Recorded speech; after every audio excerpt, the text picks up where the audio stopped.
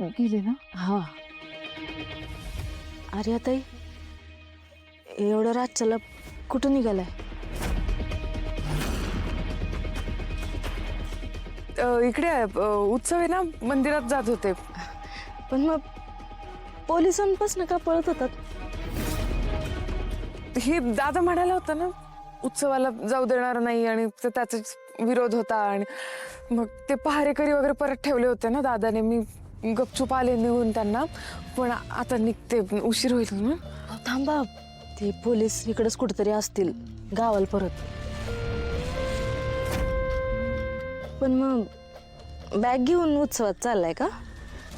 हे शाल आहे त्यात माझी.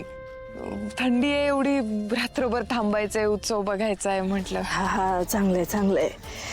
बघा उत्सव बघा, परत बघायला मिळल नाही मिळल.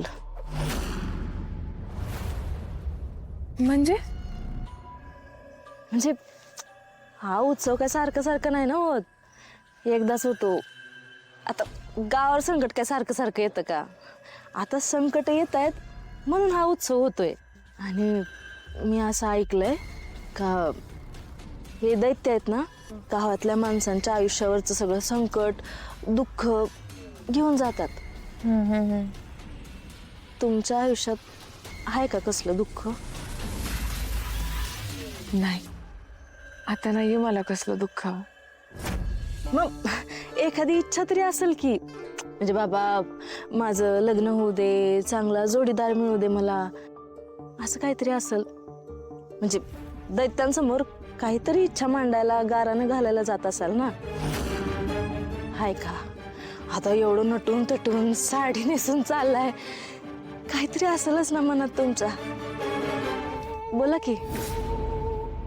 ललिताईंना माझ्यावर आणि गोपाळजींवर संशय तर नाही ना आला? असं का विचारतायत या? अरे ताई, अहो बोला की, काय आहे तुमच्या मनात? हो, नाही ललिताई, काहीतरीच काय तुमचं. बघू ना, म्हणजे पार्टनर मिळेल तेव्हा मिळेल, असं काही ठरलं नाहीये ना की करायचंच आहे लग्न आणि संसार पाहिजे, नवरा. बघू. म्हणजे मूल नको आहे तुम्हाला?